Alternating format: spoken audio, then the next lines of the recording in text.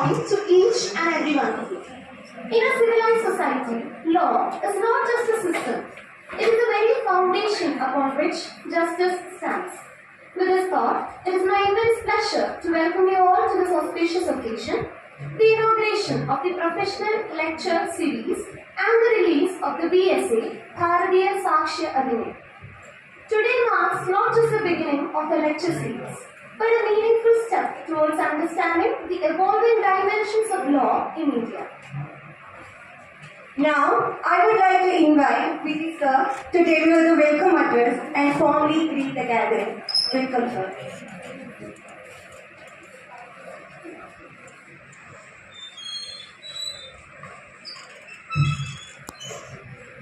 Given situation, what are the evidence to be taken, what are the evidence to be excluded? What are the presumptions? These are all obviously a very Herculean task. So whenever I am having an attempt to draft legislation at any time, I personally feel that the most difficult legal drafting, is obviously evidence, because you have to define what is a fact. You have to define what is fact in issue. You have to define what is proof, presumption, and all these things. When we are asking to define what is murder, we are having some fundamental idea about murder, so we can think about it and we can name it. But when I am asking, when you ask me to define what is facts in the legal sense, it's very difficult. So I think that one of the most classic legislation I studied, all of you might have enjoyed, is law evidence. Fortunately or unfortunately, I am not making any comments regarding that. That classical legislation is replaced. And now, we are having BSA Bharatiya Sakshya Adhinayam. Of course, to a certain extent, most of the sections is in pari materia with the old classical legislation. But still, there are so many areas where we have to ponder, we have to think and think. The students undergoing the courses are also in a dilemma, because some students already completed and passed evidence examination, now they have to practice under these. As far as other students are concerned, they have to study these. Even today, I am not having a correct idea about the actual chronology, orders and everything regarding the new BSc. In the last class, I don't know, I was teaching BNS instead of IPC. So most of the students are here, are familiarized with the difficult situation when we are comparing BNS with the IPC. The same problem is always facing by us as well as the students. So in this particular occasion, this particular seminar and series of lectures may help you to understand what exactly the present Indian Evidence Act is, how the sections are arranged, what are the fundamental differences. So all those aspects will be dealt in detail by those who are experienced in the field. And the best person to deliver classes on those subjects are not, in my view, academicians, because we are already having academic experience regarding the legislation. So it's my pleasure and privilege, first of all, to welcome the distinguished guest, Justice Alexander Thomas sir. Alexander Thomas sir, as you know, was a former High Court judge and presently the chairman of Human Resource Committee. As far as Alexander Thomas sir is concerned, as he was a judge, you might have that much of idea regarding how evidence is appreciated in the court. So, sir, I most warmly welcome you, sir, into this.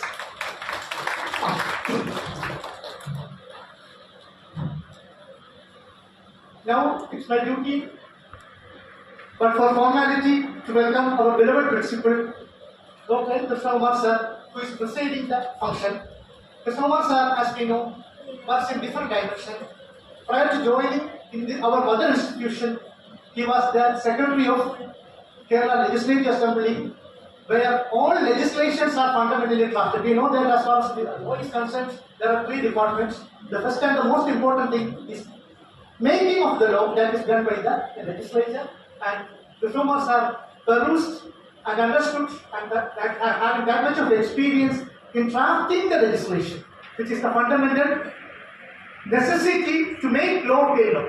So Sir is the best person to conduct an authenticated speech regarding the present evidence act, because when we are only making laws, law is executed by the executive and its concepts are interpreted and judgments are delivered by the judges. So from legislative as well as from the academic point of view, I most warmly welcome Mr. Somar sir, our beloved principal.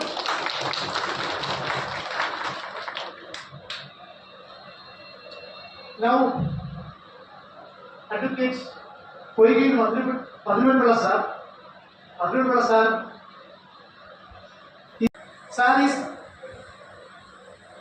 Sir ventured a weirdness with a new dimension. He is the author of this book, along with the co-author Manu Krishna. I most respectfully welcome the academician and practical senior lawyer Madhuripala sir into this Augustus gathering. Thank you.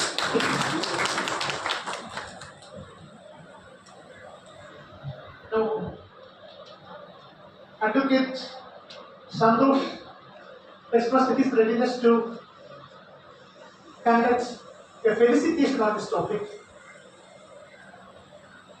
As far as Santosh sir is concerned, he is from Law Department.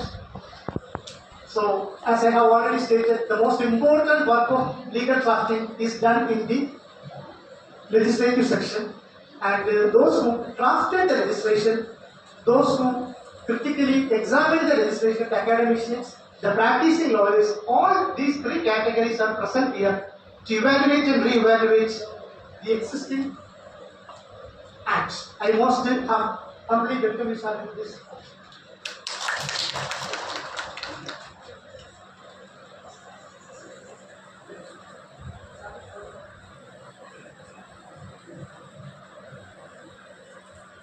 We know that corruption, India is one of the most corrupted countries, people are saying, and Vigilance Department is playing a decisive role in checking the corruption.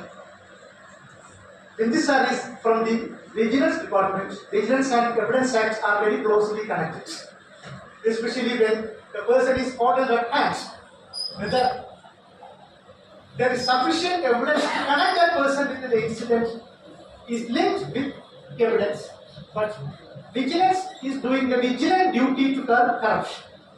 Sir is here to discuss a gathering regarding the practical duty he is performing vis-a-vis the Evidence Act. Sir, I most respectfully welcome you. Now, as a matter of formality, but of course with great respect, I welcome all faculties, my students, and other distinguished who gathered here to hear this interesting session. Thank you very much.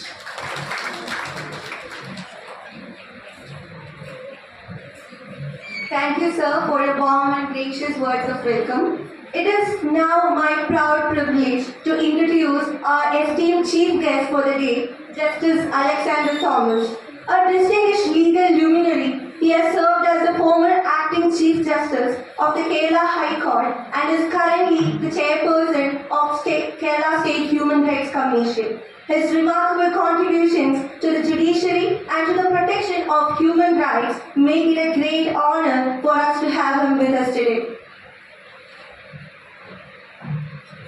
We now move to the most awaited moment of today's event, the release of the book, the BSA Bharatiya Sakshi Adhuri. I would also like to mention that this valuable work has been authored by Advocate Koigi Madhuripala Pillai sir, Dr. N. Krishnakumar sir, and Advocate Manu Krishna SP. May I respectfully invite our chief guest along with the dignitaries on the dais to kindly release the book.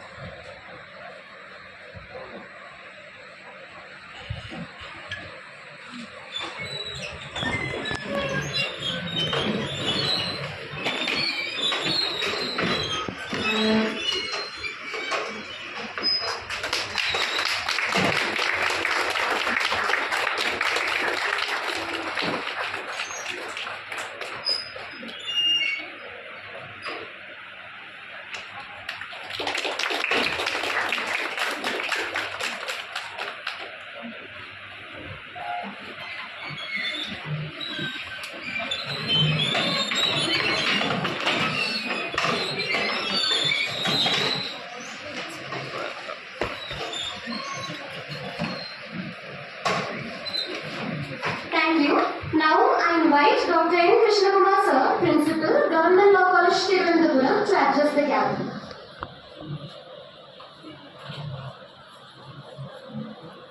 Honorable Justice Alexander Thomas Sir, and other dignitaries on and off the days. Today is a very important day for me. Not only because I am about to leave the seat of principal by 31st of this month, maybe the last function in my career.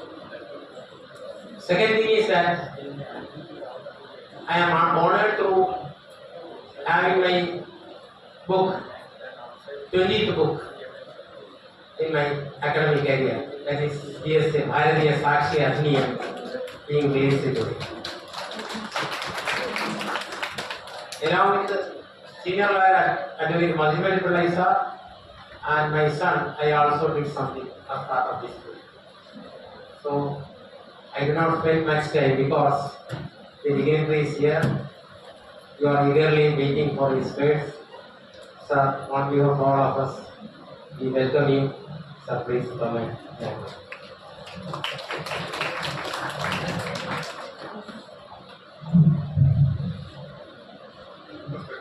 Principal of the college, Dr. Kumar, Advocate Koigil, Mother in Play, Mother of Main Author, Key Father of the Book, Ranjit, Foundation Director, members of the teaching faculty, my dear students, and various other friends who are gathered here for today's function.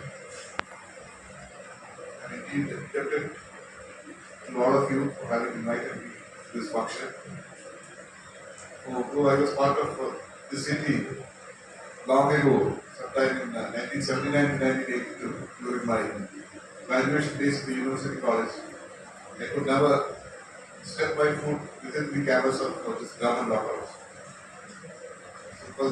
Because today is the first day in my life it has given me an occasion to visit this college. And I'm deeply indebted to the organizers for having invited me. Now, your principal has told me that I need not make any official speech and that I'm supposed to be here to play the role of motivation influencer to the young students of this college. I would confess in the beginning that I may not be very apt in that responsibility. More so, not only in view of the long gap between my age and the age of the new generation of young students here, but also in view of the highly depressing war scenario that we are all confronted with. And we are taught by the superpowers of today's world that international law cannot be alive. The old rules-based international order, they have disappeared. The June 2025 invasion of Iran and the present invasion of Iran could be cited by any critique of international law that there is no international law as we know it since it has been framed or understood post at least 1945 Second World War. And a critique can easily claim and criticize that the only law that governs today's international law, public international law, is might is right. So it is highly depressing that the whole public international legal system has collapsed, and whether it has reached the point of singularity, and we are going to black hole in the days to come, are all matters which I hope, as a believer to God, I hope that providential grace would prevent for the betterment of humanity. So, myself, I am in a highly discouraged state of affairs because of these kind of developments, and therefore I may not be apt enough to influence you by my motivational talk. But in my legal experience, I can throw a little bit of light to you about the practice of law in the context of the theory of law. One of the main aspects that we should understand is that in 1999, one of the foremost criminal lawyers that India had seen was the then Union minister and he had pivoted bill for amendment of the CPC. He had started his career as a civil lawyer, but and he was indeed a great scholar in constitutional law. And I have known him quite close enough, both as a student of law and otherwise, right in Delhi. And I would say that he was the most fearless criminal lawyer that India had ever seen. But sadly to say, in my assessment, the drastic amendments that were made to the CPC for substitution of evidence by the court through the Advocate Commission mechanism, giving wide range of discretion to use to going for evidence through commission-based system, commission-based system, has led to a situation where most of the lawyers would have enrolled post 1999, or at least were hardly 1 or 2 years old in the profession in 1999 when the bill had become law. May not be fully averse about the real nuances and subtleties of evidence taking in a civil court of law. And because I myself have attended the Advocate Commission evidence as a lawyer, and many a time that was mainly in the field of consumer law. But there was not much difference in the quality and the methodology of taking evidence in the Advocate Commission system, even in the regular civil court regime. Any type of questions can be asked by any lawyer who is representing the party, be it relevant, be it admissible, be it otherwise barred by any rules of the evidence. The only thing that the Advocate Commission had to do was to ensure that the objection, if any, given by the other side is noted, and then given to the judge, the adjudicator of the judge to decide later. This, according to me, I don't know how far I am right. Prima facie, I feel that this system, for the last more than 26 years, more than a quarter of a century, is indeed not a short time, has contributed to taking away the opportunity that was earlier given to our brilliant young lawyers to be fully abreast with the methodology of taking evidence. But I still remember that when I was dealing with a batch of cases, it was concurrently filed by some parties in the State Commission, Consumer Commission, and some parties before the District Consumer Court. The District Consumer President was a really thoroughbred civil judge, retired from as a district judge, and was appointed, and he did not permit evidence through Advocate Commission, and he was presiding over every session for taking evidence. Whereas the State Commission matters were liberally made over to the Advocate Commission for taking evidence. Almost on the same subject matter, very same issue, depending on the quantum of compensation. And I could still see this Balachandran, the eminent civil judge of those times, how strict he was even with senior lawyers. 3 senior lawyers appeared with me. I appeared for the pharmaceutical company. 3 senior lawyers, two of them who later became high court judges, about 3 or 4 years immediately after they had appeared in this case. They had appeared. And this civil judge was so strict, and he never gave any big margin, merely because the member of the bar representing the litigant happened to be a high court lawyer. He was as strict with a 55-year-old or a 60-year-old lawyer as he was with a 25-year-old young junior. With the result that evidence taking was so well channelized, and I could also appreciate the real majority by practice of the High Court. I could also fully appreciate and understand the subtleties and nuances of evidence. It was so thoroughbred. Whereas in the Advocate Commission system, I won't blame the Advocate Commission at all. One should blame the system and also the sense of responsibility that the members of the bar should adhere to while taking evidence.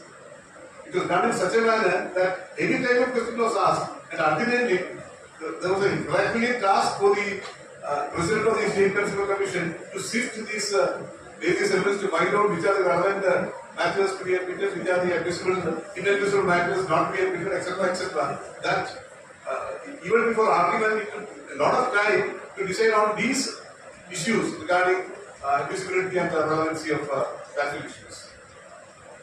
This and plus post 2000 2000 onwards, or post 1998 onwards, we have this large conglomeration of national law schools and other five-year-old curriculum for the undergraduate legal education. That the maximum importance that is given to any student of law, and rightly so. He or she should only look after his bread and butter issue and not have any grandiose plan about reforming the legal system. With the result that major chunk of the most brilliant part of our students of law and jurisprudence had gone for the corporate sector. The whole reformation that was done at the instance of certain law professors, the leading one of which was Dr. N.R. Madhavan, who happened to be my guru also in the Delhi law faculty. I think, sadly enough, in a way, has it really been productive for India's litigants and things? I don't know. It's extremely good for the corporate world, it's extremely good for the post IMF World Bank dispensation, which was ruling the world since 1990. All the corporate legal professions will be adequately provided with manpower and woman power for that matter. But has it helped our ordinary litigants of the day? I don't know. I'm confused to post a very definite answer. And my guess of the guess estimate is that we will not have adequately provided the requisite legal human resources to our ordinary litigants. Even in a state like Kerala, where we are vastly different from a rural economy like in UP or Bihar, even in Kerala, I really feel that this new system may not have been very adequately met the aspirations and needs of the legal profession and the legal system as a whole. This is one aspect of the matter. The other aspect is, with the introduction of the 138 jurisprudence in the Negotiable Instruments Act and the new opportunities in the domestic violence sector, most of the young lawyers, and nobody can blame them for that matter, because nobody should expect that a junior lawyer would remain satisfied with the very paltry amount of duty fee that he or she may get from a senior. And the system is such that a good senior lawyer may not be able to afford too much of junior fee to many junior lawyers also. With the result that most of our youngsters who are not really focused into civil matters would have gone either to the consumer jurisprudence sector or to the 138 check bouncing cases or to the domestic violence. They are all very easy, quite easy to handle, and one can expect a lot of good generation of good revenue also. Nobody can be blamed for that. But as it's not led to a situation where our younger lawyers have been deprived of the opportunity of the wherewithal of facing the real talents and the tough questions in evidence and the substantive law. How many of the most brilliant 5-year-old graduates who have gone into the corporate sector will be very thorough in substantive civil law for that matter, even on procedural civil law. Documents relating to public trust, documents relating to cyprus, etc., etc. That's mainly, we can't really blame the youngsters. I think the more blame should be put on the lopsided emphasis that we gave to the education. True, reform was necessary. I'm not critiquing that reform was not at all necessary. I had suggested to Dr. Chandrasekharan Pillai, the late Dr. Chandrasekharan Pillai, who also I knew very intimately since early 1980s. And he also said, maybe a good idea. He's no more. One of the ideas that I had put it informally, because I'm not an academician, was that at least now, why not we have let us not stop the 5-year-old program. Let us not also stop the 3-year LLB program, post PA, BSc. Let us also think in terms of a 4-year integrated LLM program, mainly when the minimum eligibility condition of which should be post PA, BSc or BCom or BTech or whatever you like. Some intensive course where interface required for a law student with humanities, liberal arts and basic sciences and even philosophy for that matter is you take your human resources pool from a sector which is ordinarily exposed to the basics of humanities, liberal arts, basic sciences, etc. And then going for a rigorous law program. Only for those who are willing, those who want the 3-year program, let them opt for that. In at least on a trial basis for the next 3 or 4 years, in the leading law schools, even in government colleges for that matter. And let us try to evaluate whether this, anyway we have reached this stage. Let us have one more experimental reformation and try to see whether this new method of infusing law students coming into the legal stream with the prerequisite that one should be adequately exposed to humanities or humanities and other related fields, so that the requisite element of right combination is given to the student to chart his vision and his future of the legal career. This is only one suggestion. Maybe it might add to, it may not be substantial relief or a progress, but I think it is worth considering such a program where you get a little more of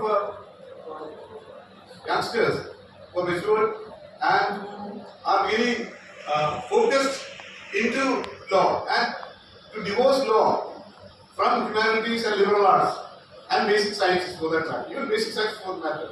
I don't think it is advisable in the long term to take any Anglo-American or Anglophone countries.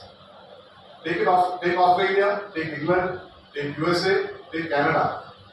I think all of them have, after your high school graduation, which must be equivalent to our +2 system, you should have an 4-year or a 3-year first degree program, and one is admitted to legal curriculum only after this is over.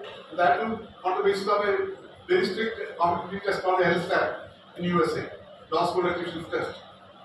I think admission requirements should be adequately relaxed, because it should not be turned into a rat race. You drop just 0.75 marks in your performance and then you go down 200 places down. It's like a stake and ladder game. I wouldn't advise for that at all.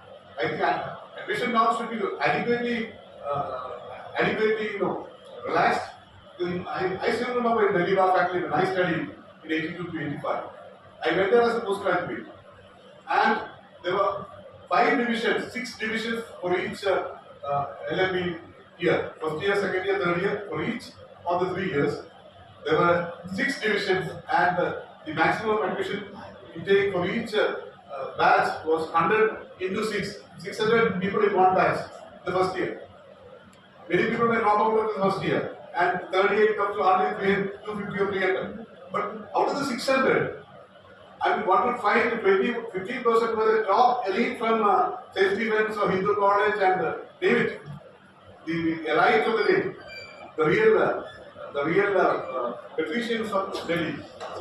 But 70%, my dear friends, happen to be from the really deprived sections of UP, Bihar, Punjab, Agra, etc.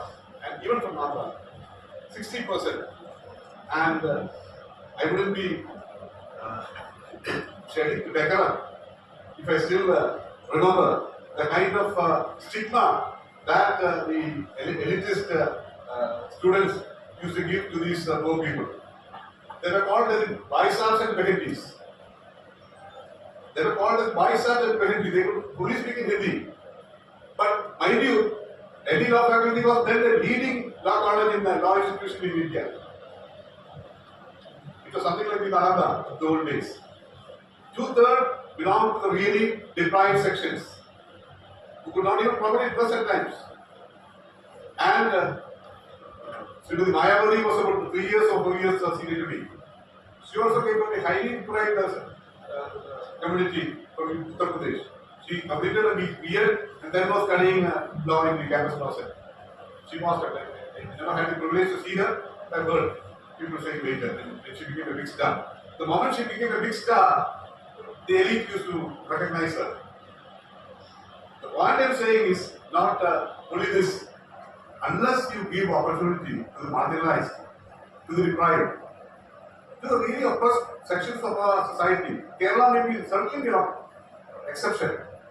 We have reached that game-changing norms in the social and economic metrics, whereby any student from any section can certainly pursue an education in law or in any other field of that nature.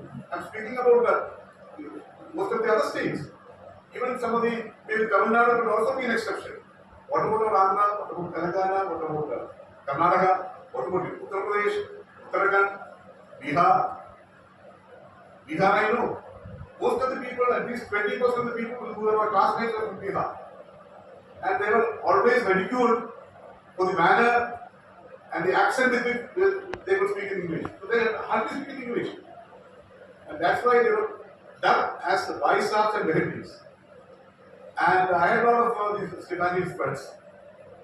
I could easily work with that. But most of the time, I used to be very close with these brothers, with these co-sisters who were studying in the class. That my friends used to joke at me that I'm a communist from Kerala. Oh, I never believed in that idea. I believe in the ideology of democratic socialism. But I said, well, I take it as a compliment.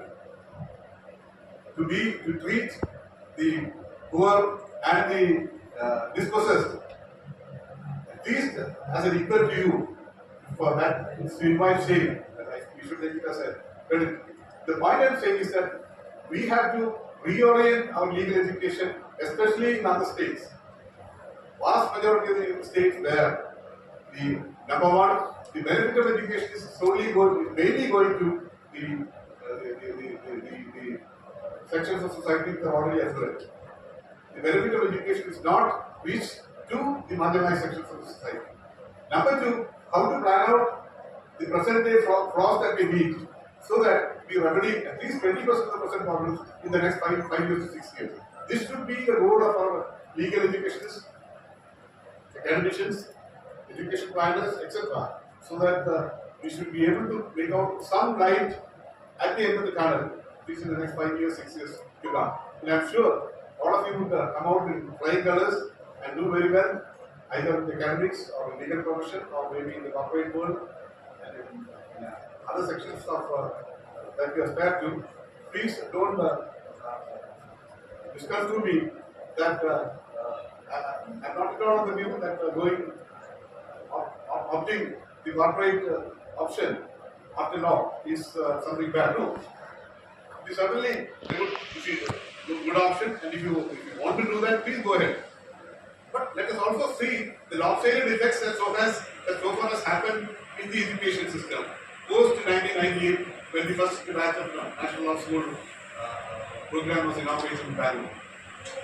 So this is some of the random thoughts that I would share with you, and I would thank the principal and the organizers for having invited me, and let me also congratulate the chief author of the book and the two co-authors of the book for having made a very brilliant exercise, a very hard work in coming up with this authoritative book.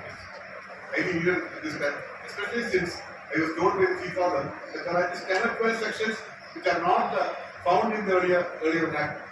So therefore, a book of this nature is highly necessary, especially coming as it is from a right combination of academic practitioner as the chief author and with the leading academician as the co-author of the book. So let me congratulate the authors of the book for this venture. Let me thank the organizers for having me. Thank you.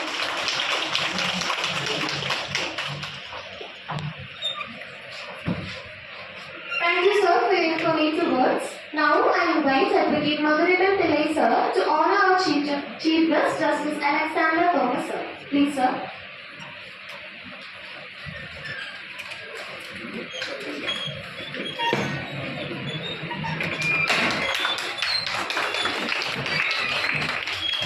May I invite Dr. N.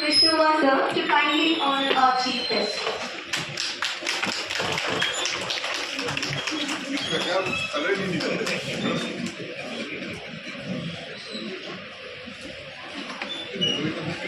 Thank you, sir. Now I invite Krishna Kumar sir to give a token of appreciation to our esteemed guests, Ranjit sir, Suresh sir and Salim.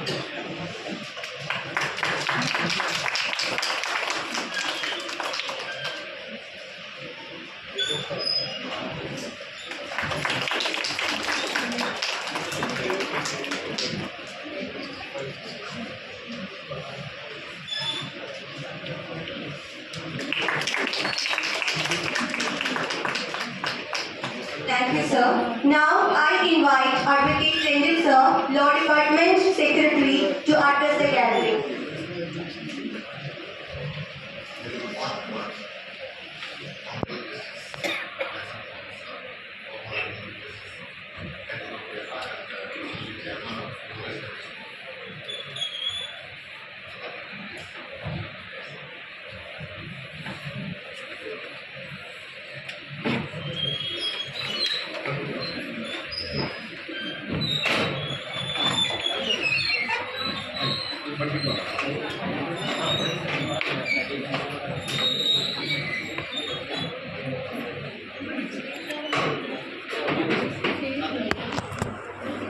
Three father and their fathers of this earlier structure.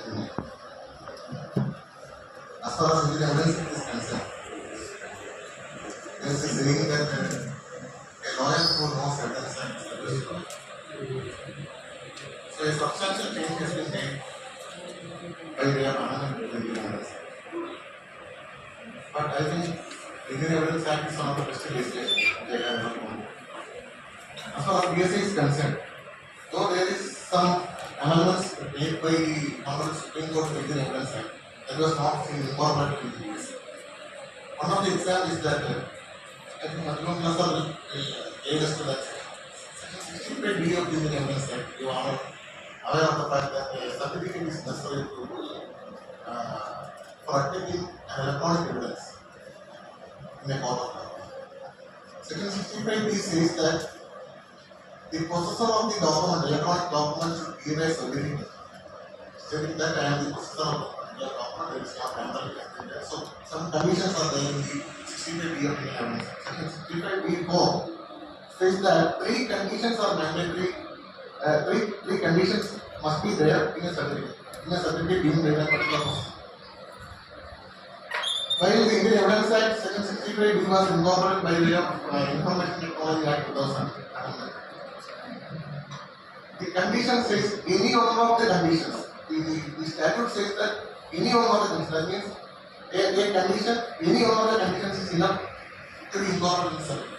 But subsequently, by way of a judicial interpretation, in that basis, Arvind Pandit Rao case, Supreme Court says that any means all.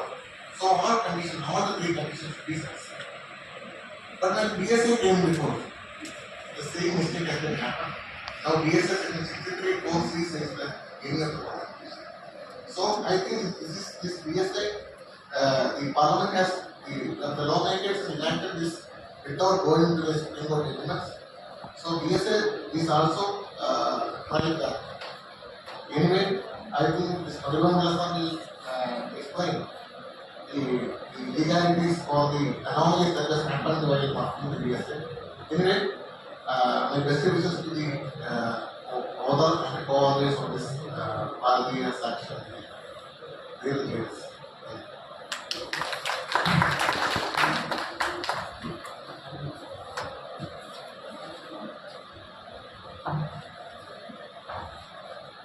Thank you, sir.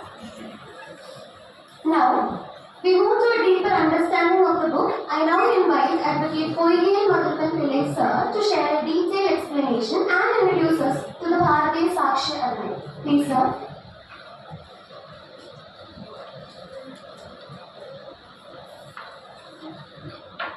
Before starting to let me introduce you.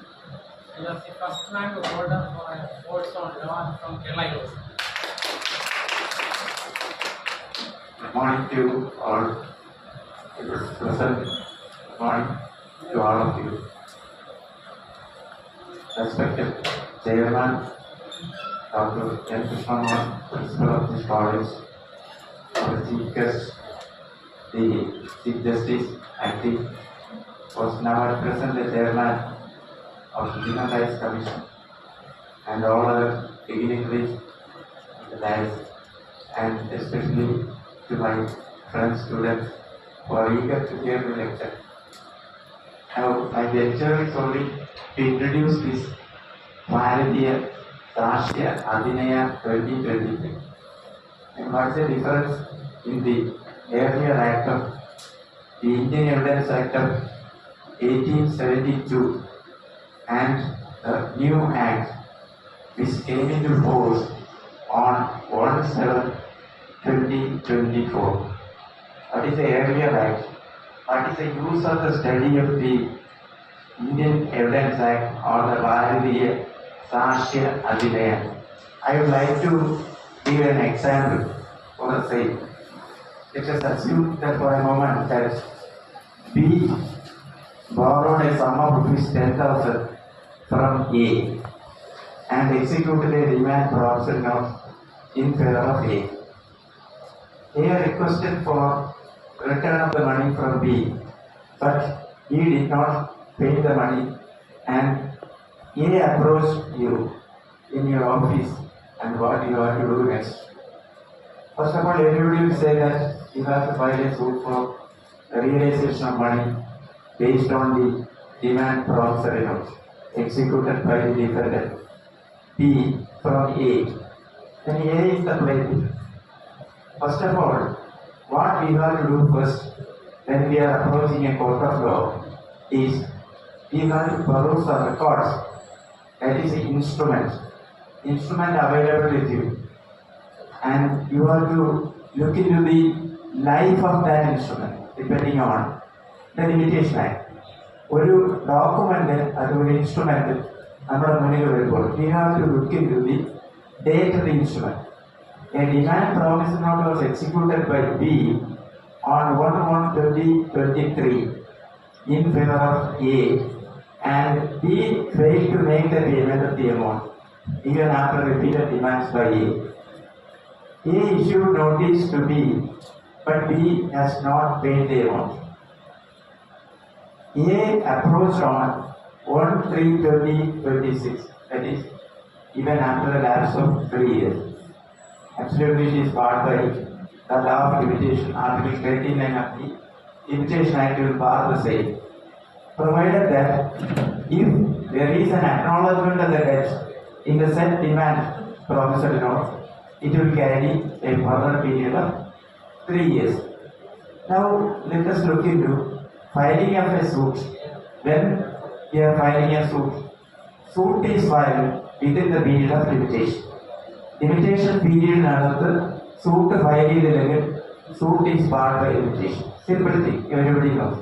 But the limitation law prescribes limitation to documents or instruments produced before the court of law. Then a suit is filed by A against B for the realization of the amount due. A plaint is filed stating that B borrowed a sum of rupees 10,000 from A. In spite of the repeated demands, he failed to make the payment and against the suit, and A wants to get the amount realized from the defendant B. Court will issue notice or summons to B. B will enter appearance, and B will say the contention that I have received a sum of rupees 10,000 from A, that is on 1/1/2020. Now the suit is filed on 1/2/2026, and the set is barred by law of limitation. This is the question of law which the defendant will raise at the first instance regarding the limitation. Then what is the act, what is the duty, or what is the use of the study of the Indian Evidence Act or the BSA is a material question to be decided. When a suit is filed, defendant enters appearance and files return statement containing the plain claims. Then the court will issue the file issues, and we have to resolve the issues. By resolving the issues, the application of the Indian Evidence Act comes. ഒരു issue develop ചെയ്തു. എന്താണ്?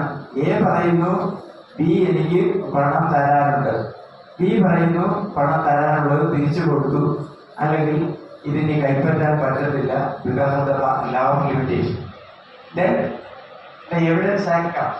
For example, I will thematically interest you how to manage this Evidence Act in civil law and criminal law. Let us assume that there is a flask. A plate is put in the flask, and notice will be issued to the defendant. Defendant will enter appearance and file return statement. Thereby, the judicial officer will frame issues. What are the issues? Issues are whether the defendant has borrowed a sum of rupees 10,000 from A, whether the plaintiff A is entitled to get a decree as framed, and whether the plaintiff is entitled to get the cost. These are the three issues. For resolving the issues of the trade drafted by the plaintiff and return statement, the judicial officer will frame issues, or either the plaintiff or the defendant can suggest issues. And what is the use of the Evidence Act? The use of the Evidence Act is the interplay to find out the evidentiary value. Then, what is the procedure in producing documents? എങ്ങനെയാണ് ഒരു കേസിൽ document produce ചെയ്യുന്നത്? The plaintiff shall, the word used is shall, produce all documents which the plaintiff relies on for getting the relief in the plaint.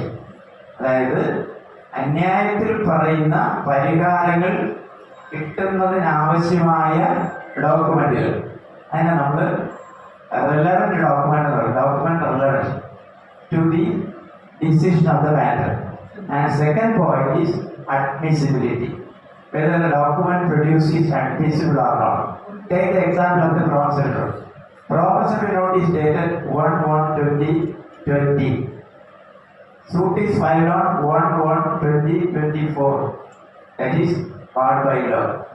So, at the time of tendering the document by the plaintiff in the court, the defendant will take objection.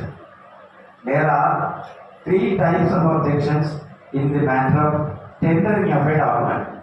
One, statutory objection. Number two, inherently inadmissible. And third, modern manner of proof. What do you mean by statutory objection? A statute says this document is inadmissible because of the reason that the document is insufficiently stamped. That is section 33 and 34 of the Indian Stamp Act. If the promissory note is not properly stamped, based on that reasoning, even though not barred by limitation, it will not be admitted. Now the importance of the Evidence Act is admissibility and relevancy. Then what evidence means? Evidence means and includes all statements made by the party, or which is allowed by the judicial officer, or which is called by the judicial officer for the purpose of determination of the real fact in issue. What is fact in issue? Fact in issue is one person says a fact that B received a sum of rupees 10,000 from A.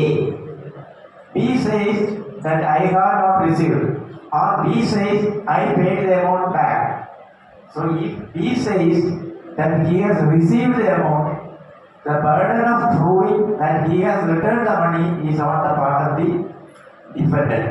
This is the shifting of burden of proof as provided under section 106 of the Indian Evidence Act.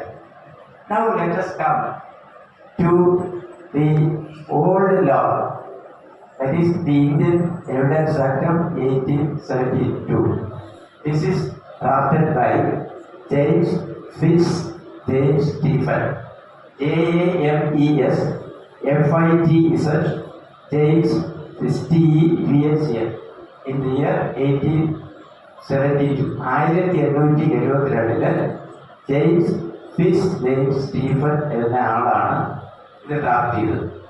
Even before this coming into the force of this act, what is the principles governing during the previous era of 1872? That is based on English common law, Hindu Dharma Shastra and Muslim law. English common law, Hindu Dharma Shastra, മുസ്ലിം ലോയും വെച്ചുകൊണ്ടാണ് തെളിവ് ഏതാണ് ശരി ഏതാണ് തെറ്റ് എന്ന് കണ്ടുപിടിക്കുന്നത്. അതിനുശേഷമാണ് James Stephen എന്ന വ്യക്തി 1872 ഈ നിയമം ഉണ്ടാക്കിയത്. ഈ ജെയിംസ് സ്റ്റീഫൻ ബുക്കിൽ മൊത്തം 3 പാർട്ടാണുള്ളത്. 3 part. Part 1 on proof. The first part is relevancy of fact. വസ്തുതകളുടെ പ്രസക്തിയെ സംബന്ധിച്ച് പറയും. Section 1 to 55. Then next is proof of fact. വസ്തുതകൾ എങ്ങനെ തെളിയിക്കും? That is 56 to 100. And burden of proof. ആരുടെ കയ്യിലാണ് തെളിവ് ഭാരം? അത് 101 മുതൽ 167 വരെ. സിമ്പിളായി പറയാം, 3 ഭാഗങ്ങളായി തിരിച്ചിരിക്കും. ഇത് സിംപ്ലിഫൈ ചെയ്യാൻ വേണ്ടി ഞാനൊരു തീമാറ്റിക് അപ്രോച്ചിൽ ഒരു വലിയ ട്രീ ആയിട്ട് ഇതിനെ വരച്ചിട്ട് ഞാൻ റെഡിയാക്കി വെച്ചിട്ടുണ്ട്. അത് നിങ്ങൾക്ക് വാട്സാപ്പിൽ സെൻഡ് ചെയ്ത്. So part 1 deals relevancy. Relevancy means എന്താണ് പ്രസക്തി, എന്തിനാണ് ഒരു പ്രോഫസറോട് ഹാജരാക്കിയത്. ആ പ്രോഫസറോട് ഹാജരാക്കിയത് BAയുടെ കയ്യിൽ നിന്നും പണം മേടിച്ചു എന്നുള്ളതാണ്. സെക്കൻഡ് ഡോക്യുമെന്റ് എന്ന് പറഞ്ഞാൽ A issued an advocate notice to B demanding the same. That second document is also a relevant document for the proof that he has received the amount. Third is postal receipt sent by the plaintiff. Then acknowledgement card received by the defendant. These are the series of documents. Then let us study about the production of documents, tendering of document, marking, proof and evaluation. These are very difficult tasks to study as far as student is concerned. It will take long time for understanding the subject. Therefore, I made it in a simple form. Anybody who is able to concentrate for 10 minutes in that thematic approach of a big tree, you will understand the things. Why should these 3 branches be brought in by James Stephen? Because of his intelligence. To prove a document is very difficult under law. That is the reason why if a person knows the Evidence Act, he will be supreme to the court. Because in both laws, civil trial and criminal trial, the essential element is whether the document produced either in criminal court or in civil court is admissible, is relevant, is proper, and whether it can be marked, whether the court can accept it or reject it. These are the entirely different areas in this we have to study. In the later lectures, that is professional lecture series, this will be conducted by this college. Now, I will come to the new law called Bharatiya Sakshya Adhinaya 2023. What is the difference between the earlier act and this particular act is to be understood. First of all, the name is changed. The earlier name is the Indian Evidence Act of 1872, Act 1 of 1872, Act number. The name of the new act is the Bharatiya Sakshya Adhinaya 2023, Act number 47 of 2023, which came into force on 1/7/2024. Then, how will you apply this act? Application of the act is mentioned in section 170. That is repeal and savings. This new act consists of 4 parts. 4 പാർട്ടാക്കി. വേറെ ഒന്നുമില്ല. First പാർട്ടിനെ preliminary part അല്ലെങ്കിൽ പ്രാഥമിക ഭാഗം. അതിനകത്ത് section 1 and 2. Section 1 is short title, extent and commencement. This act is called the Bharatiya Sakshya Adhinaya 2023. It will extend to all civil and criminal cases throughout India. The area of operation is extended throughout India to all proceedings in India, and if an offence is committed outside India and that accused is brought to India, that will also be dealt with in the Indian Evidence Act. A foreigner cannot say that I am an Italian person, I am not obliged to your act. He cannot say like that. Now, section 2 of the Bharatiya Sakshya Adhinaya 2023 speaks about the definitions. That is, definition clause contains 12 definitions. This starts from quote COURT. Quote, I have drafted the thematic approach of the Bharatiya Sakshya Adhinaya as 4 compartments of a train. ഒരു ട്രെയിനിൻ്റെ 4 compartment ആയിട്ട് അതിനെ തിരിക്കും. ഒന്ന് preliminary part, അത് engine part of the train which is controlled by the loco pilot. Loco പൈലറ്റിന്റെ അടുത്ത് 12 switches വെച്ചിട്ടുണ്ട്. 12 സ്വിച്ചാണ് ഈ മൊത്തം ട്രെയിനിനെ കൺട്രോൾ ചെയ്യുന്നത്. അതുപോലെ തന്നെ ഭാരതീയ സാക്ഷ്യ അധിനിയമത്തിനെ കൺട്രോൾ ചെയ്യുന്ന 12 ഡെഫിനിഷൻസ് ഉണ്ട്. 12 ഡെഫിനിഷൻ അതിനെ ഒന്ന് കോഡിഫൈ ചെയ്ത് C² D² E F F1 MN PRS ഇത് പറഞ്ഞപ്പോൾ മനസ്സിലാവില്ല.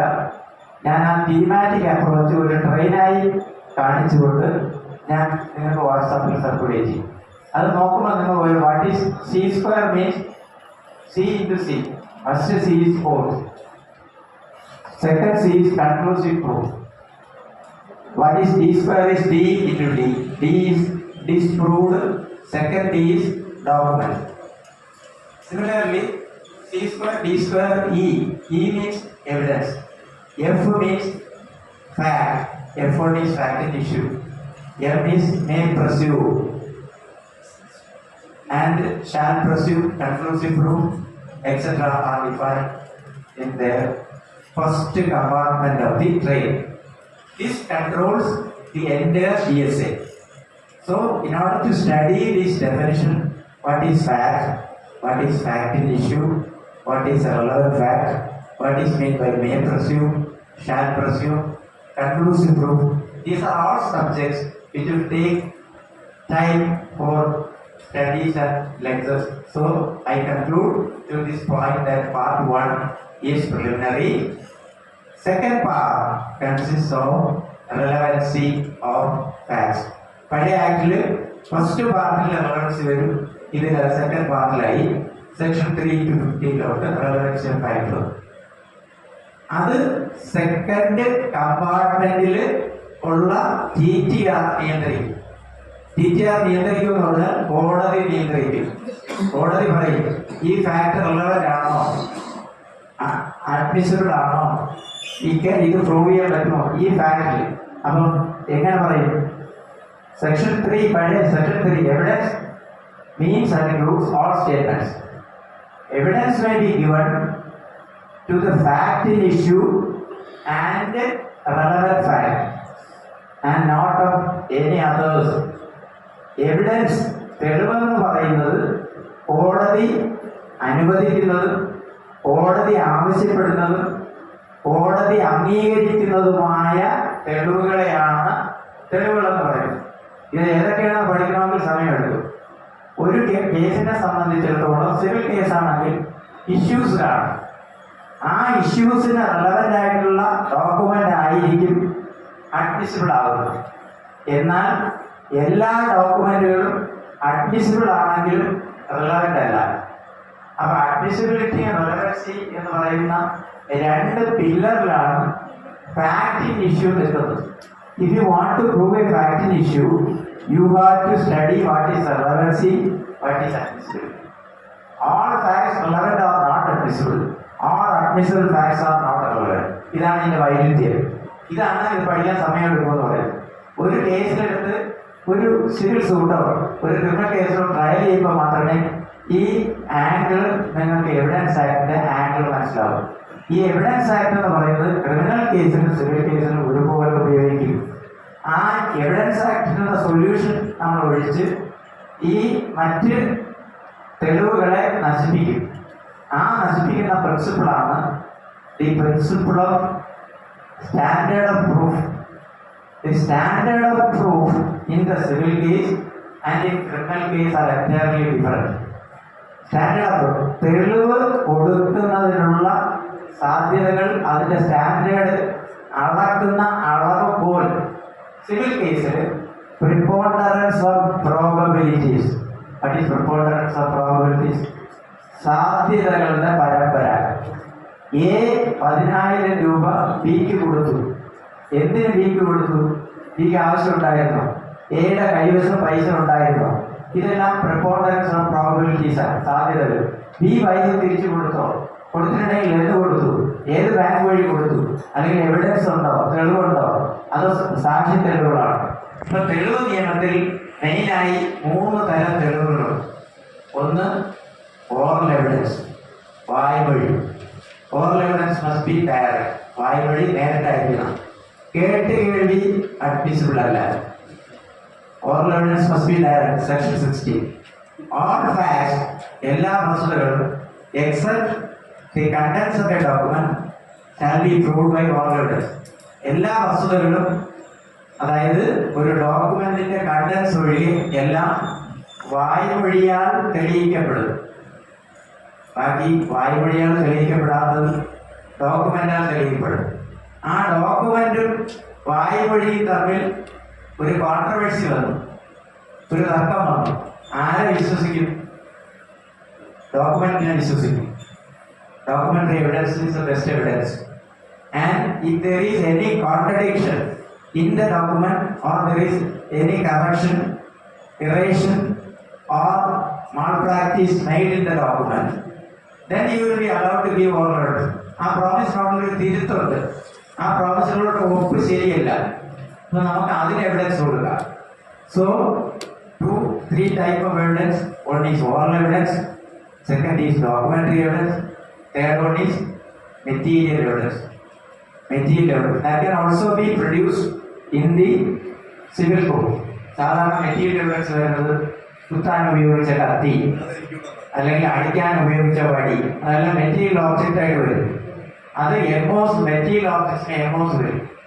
അപ്പം 3 type of evidence generally: oral evidence, second is documentary evidence, third one is material evidence in civil and criminal case. അപ്പം സിവിൽ കേസിൽ ഇഷ്യൂസ് ആണ് റിസോൾവ് ചെയ്യേണ്ടത്. അപ്പം ക്രിമിനൽ കേസിലാണെങ്കിലോ ചാർജാണ് റിസോൾവ് ചെയ്യേണ്ടത്.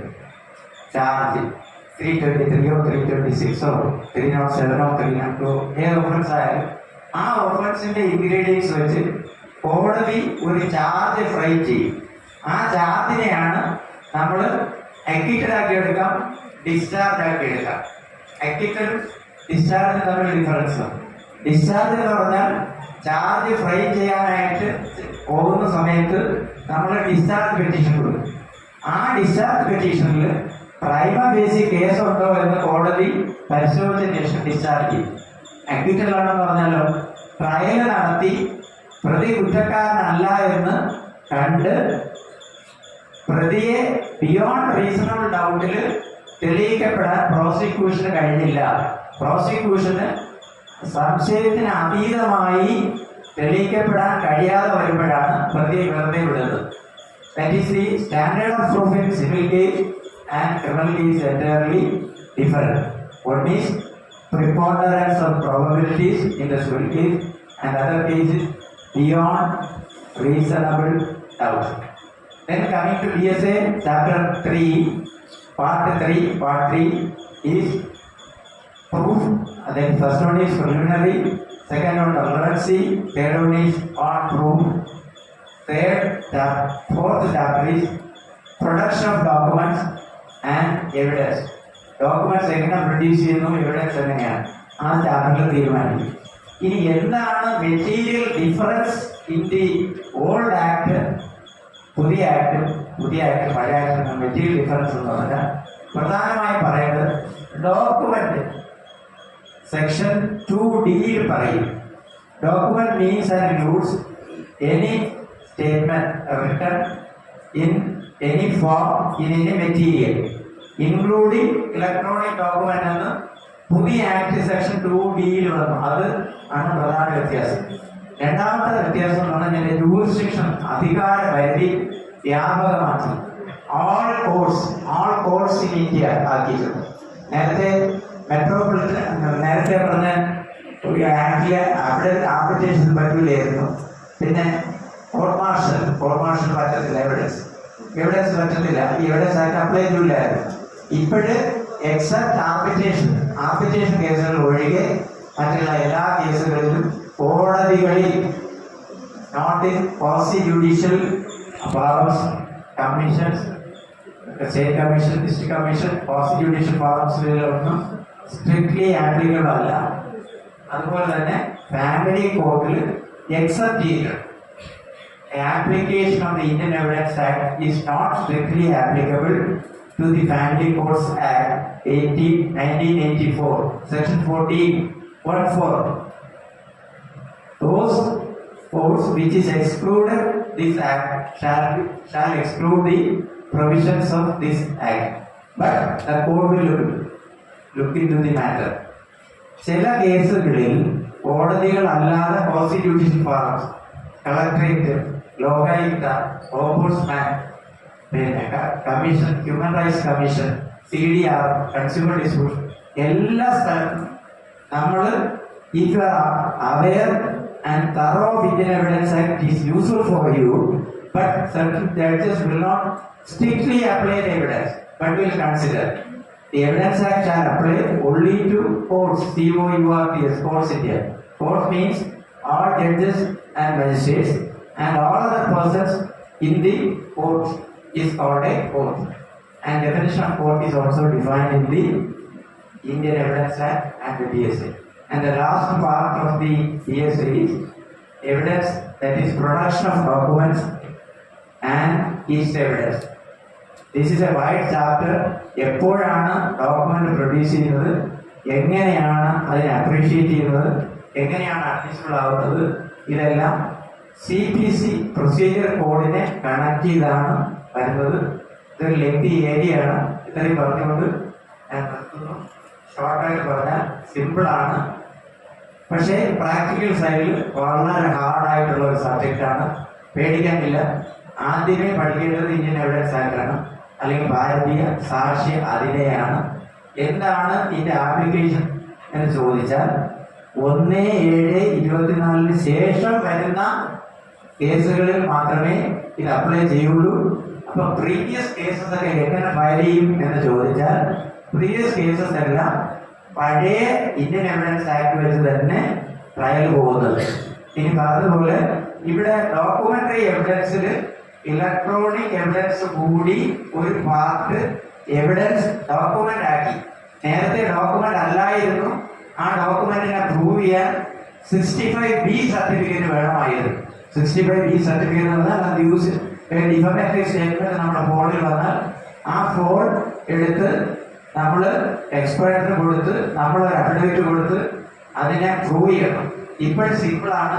എൻ്റെ ഫോണിലേക്ക് ഒരു ഡിഫമേറ്ററി സ്റ്റേറ്റ്മെന്റ് വന്നാൽ ആ ഡിഫമേറ്ററി സ്റ്റേറ്റ്മെന്റ് എൻ്റെ ഫോണിൽ വന്നതാണെന്നും ഈ ഫോൺ ഞാൻ എനിക്ക് ഉപയോഗിക്കുന്നതാണെന്നും ഇതിൽ ഡിഫൻഡന്റ് അല്ലെങ്കിൽ അക്യൂസ്ഡ് ഇങ്ങനെ ഒരു ഡിഫമേറ്ററി സ്റ്റേറ്റ്മെന്റ് 1/1/26 സെറ്റ് ചെയ്തെന്നും 10 മണിക്ക് സെറ്റ് ചെയ്തെന്നും ഇതിലുള്ള ഹാഷ് ടാഗ് ഇതിൽ നോട്ട് ചെയ്തിട്ടുണ്ടെന്ന് പറഞ്ഞ് ആദ്യത്തെ ആള്, അതായത് കംപ്ലൈനന്റ്, ഒരു അഫിഡവിറ്റ് കൊടുക്കും. ഈ അഫിഡവിറ്റ് അനുസരിച്ച് പോലീസ് ഇത് നമ്മളിത് റിക്കവർ ചെയ്യും. റിക്കവർ ചെയ്തിട്ട് ഈ ഇൻസ്ട്രുമെന്റും ഈ അഫിഡവിറ്റും കൂടി ഫോറൻസിക് ലാബിൽ എക്സ്പേർട്ടിന് അയച്ച് ഈ സർട്ടിഫിക്കറ്റ് വാങ്ങി. അവരിത് പരിശോധിച്ചിട്ട് ഹാഷ് ടാഗ് മാറിയിട്ടില്ല, ഇത് ഓക്കെ ആണ്, ഇങ്ങനെ തന്നെയാണ് ഈ മെസ്സേജ് വന്നത്, ഇത് ഡിഫമേറ്ററി ആണോ ഇല്ലെന്നുള്ളത് കോടതി തീരുമാനിക്കും. ഇപ്പൊ 2 സർട്ടിഫിക്കറ്റ് വന്നു. നേരത്തെ 65B ആയിരുന്നു, ഇപ്പൊ 63/4C അതിന്റെ ഫോർമാറ്റ് പുതിയ ബുക്കിൽ A ഫോം എന്നും B ഫോം എന്നും കൊടുത്തിട്ടുണ്ട്. അത് രണ്ടും പോയിട്ടുണ്ട്. അപ്പൊ ആദ്യം പറയുമ്പോൾ കേൾക്കുമ്പോൾ മനസ്സിലാക്കാൻ നമുക്ക് പാടാണ്. എന്റെ കുഴപ്പമില്ല, നിങ്ങളുടെയും കുഴപ്പമില്ല, സബ്ജക്റ്റിന്റെ കുഴപ്പമാണ്. അതുകൊണ്ട് don't worry, and it is very simple. I congratulate all of you to hear this lecture. I thank Dr. N. Krishna Kumar inviting me and all the faculties of this institution. This is a noble and prestigious institution in the state of Kerala, and you will become the future judges or other highly professional jobs. You are having a better future. Think, be hard work, do hard work. There is no alternate for hard work. You continuously, your sincerity, honesty and integrity will uplift you in your position. Whichever the position you expect, you will reach there, provided you have to work hard. Thank you very much.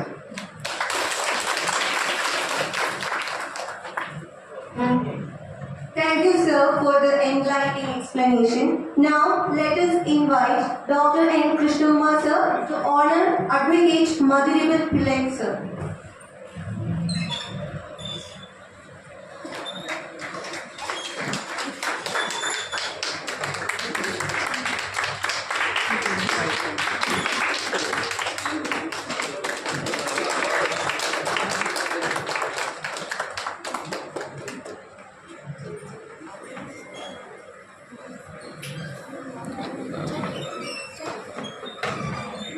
Thank you, sir.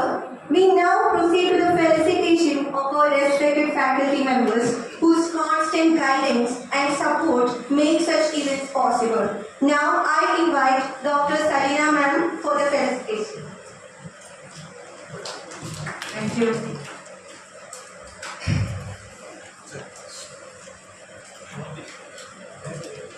Respected Chair and respected Chief Justice, Honorable Justice Alexander Thomas, sir, who left the auditorium, and distinguished dignitaries on the dais, esteemed colleagues, dear students and guests.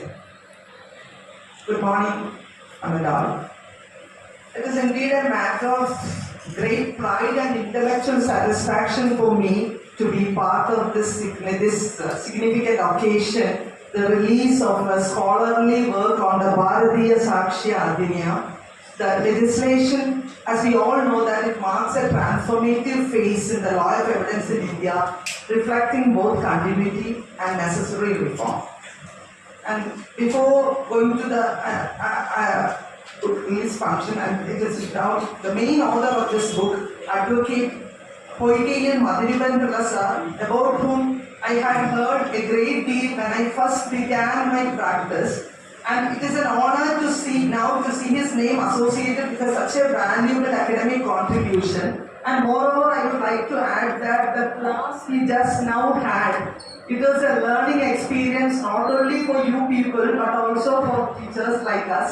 And many of the evidence students are present here. It will be a great experience for them. And because he has in action in this limited hours of 30 minutes, he has perfectly explained the Evidence Act, all is into 3-5 parts, and the locomotive and the engine and the 12 switches which are on the that for the engine drivers to control this, that kind of approach really, I was really excited to hear all these things. And today, sir, based on that also, today's function is very important as far as I am concerned. Sir, thank you, sir, from my heart for this such a wonderful class for our students and also for the teachers. And also, I will, the other author of the book, our respected Dr. N. Krishna Kumar, sir, he holds a very important or special place in my journey also. Because we were contemporaries in this college, we studied during the same time, and after that, the life has come to a full circle when we both joined in the law college service on the same day at the Thrissur Law College. And after that, he has been my co-guide for my PhD work also. And so, as I stand here today, witnessing the release of his work is truly a moment of pride and a gratitude for me. Thank you. And also I'm equally delighted to see Dr. Advocate Manu Krishna SK, who is one of my dear students and as one of the co-authors. And as a teacher, there is no greater satisfaction than seeing one's students grow, contribute and shine in the field of law. And so coming to this book, what I understood is that this is not merely a text on the Bharatiya Sakshi Abhinaya. It is a well-researched and critically analyzed work. I have just seen that with just too much of case laws and recent case laws also. And what made this work truly valuable is its critical analysis of each section, supported by relevant and updated case laws, which is making it more practicable and insightful for students, practitioners and academicians. Such a book is invaluable, especially at a time where the law of evidence is undergoing an important transformation. We are all confused. What is the change? What is this? Because 3 major laws has been changed. And so what is the new change? How it will be different from the previous law? There is confusion.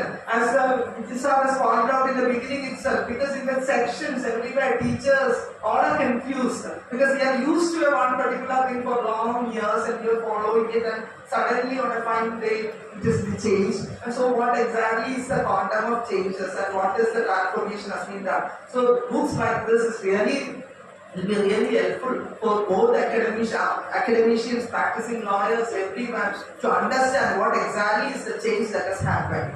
And so this book really I congratulate you, sir, for taking such a research work and also publishing a research work at this stage. And I extend my congratulations to the author for this commendable effort, and I am confident that this book will be helpful for you all. Thank you. Thank you. Thank you, ma'am, for the insightful words. May I invite Dr. N. Krishnamurthy sir to kindly honor Palkulangara Mohan sir, academician, who completed his LLB from Law Academy, Trivandrum. Actually, behind the success of every person, there should be some source of inspiration. I am also having such a source of inspiration. Even from my childhood days, there is a person behind me to support me in many ways, including finance. And that person is here with me. I would like to honor him in this occasion.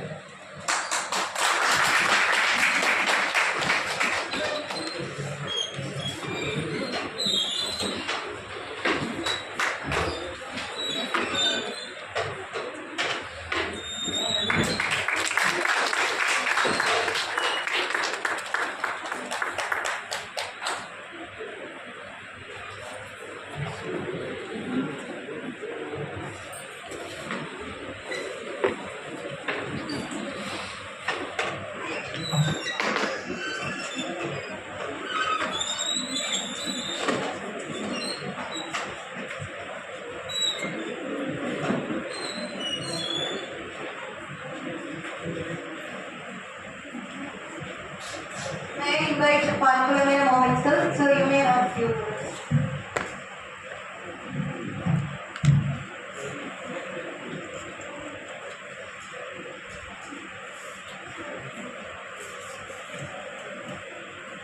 സംസാരിച്ചൊന്നും വലിയ പരിചയമൊന്നുമില്ല.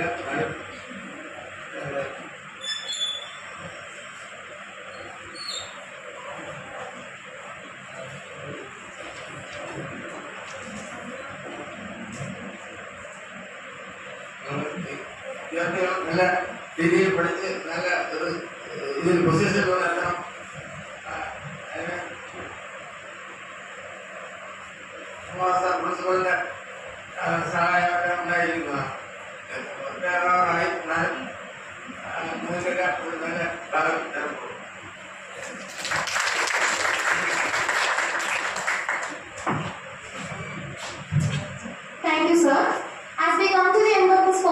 function, I now invite Sathi sir to propose the vote of thanks.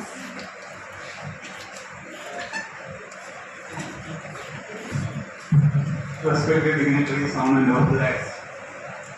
So now we are come to the conclusions of this program. You know, I had already mentioned several times that as a law professional, you have to be very keen on or attentive on two important subjects. Every class I mentioned this. I think you have a better understanding of that two laws that I had mentioned. Let me repeat that two important laws that are very important as far as the legal professional is concerned: the Constitution and the legal theories. But at the same time, when you are a lawyer, as already mentioned, that when you are a lawyer, this subject is so important. The Evidence Act, BSA. You know, in front of us, there are a lot of experts are sitting. That's the reason why I'm not interested to explain what is actually the Evidence Act. Vijay sir is there. Vijay sir is actually a teacher teaching BSA and it's in the Evidence Act. But I would like to say only one point that is, I think, which is so relevant, is that our institution, the courts, are the truth-finding institutions. Why I am saying this? It is because of the BSA. Because it is specifically mentioned in BSA that the court will accept only those facts which are perceived by the senses. And those facts which are perceived by the senses is presumed to be true. So, with your permission, let me explain. Let me come to my duty. First of all, I would like to congratulate Dr. Krishna Kumar sir and the author of the book, Madhurapan Pillai sir, writing this very important book as far as the legal profession is concerned. And I also extend my sincere gratitude to the Alexander Thomas sir, the Honorable Judge and the Chairman of the Human Rights Commission. And I also extend my sincere gratitude to the Vijay sir and Selena teacher and those on and all present here. Thank you very much.